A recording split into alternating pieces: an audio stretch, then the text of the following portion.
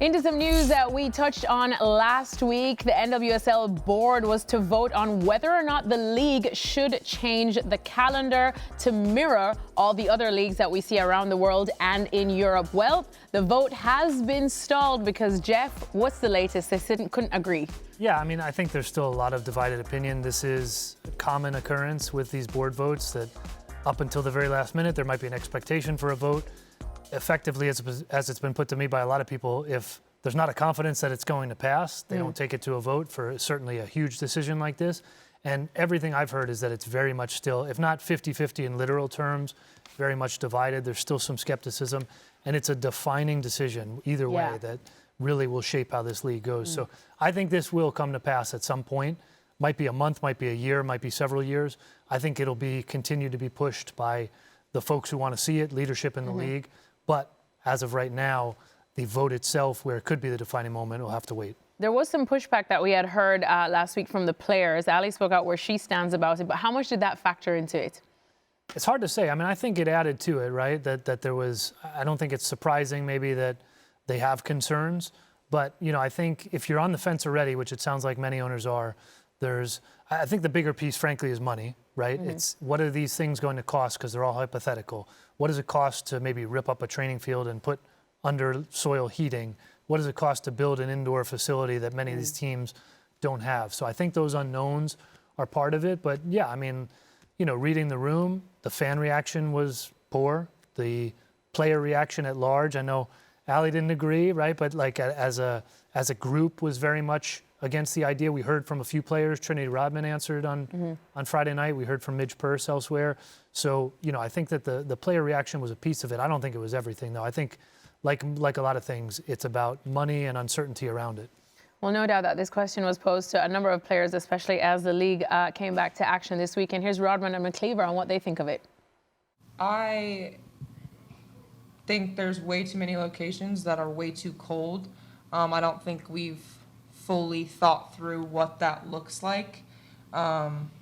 If we have snowed out games or like just the conditions in general, what are the backup plans, where are the fields we can play at, and just fans in general getting to games, I think that would decrease the attendance for games in cold climates. So for me, I just think we have to be fully prepared and have backup plans if we do potentially decide to do that.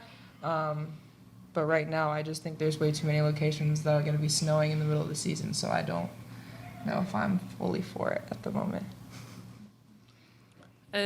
Yeah, I mean, just echo what Trin's saying. The only places off the top of my head right now that you can play during the winter, Seattle and Portland, because they've got an AstroTurf pitch, and for us, and like especially in the women's game, like that I don't think should be the solution. We want to be playing on grass pitches, and yeah, if that means having a couple months off in the winter, I mean, from back home, I don't like the weather, so I like playing in the summer. So Yes. I know where my boat's going. Nice. Yeah. Agreed.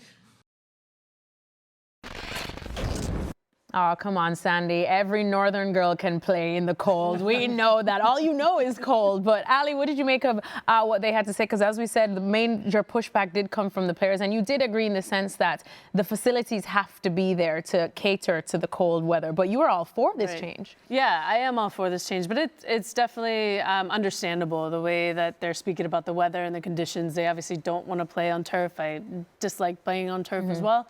And it was really tough on your body. I just, remember when I played in Europe, and I actually loved the model. I did play in the snow, but it was only a couple games maybe during that year. So it just depends on the weather. Obviously, in New Jersey, we had a really difficult winter this year, so there might be more games. That's definitely a consideration, but I think ultimately it just feels more elite to me, this type of schedule, in the sense that it matches up with the rest of the world, and also leading into big tournaments. You don't feel like you are missing out on your club season, or you have to rest any extra either before or after. I know now we're stopping some of the games in the league, but For me personally, I do think it's just a smarter decision, just to have the year round. You have 2 weeks in the winter of a break, and then you start your next preseason. In the summer, you get 4 weeks off, whether that be, you're with your national team and you're playing in a big tournament. I just think being on the same model as the rest of the world, who also deal with weather conditions, I think is just a smart change.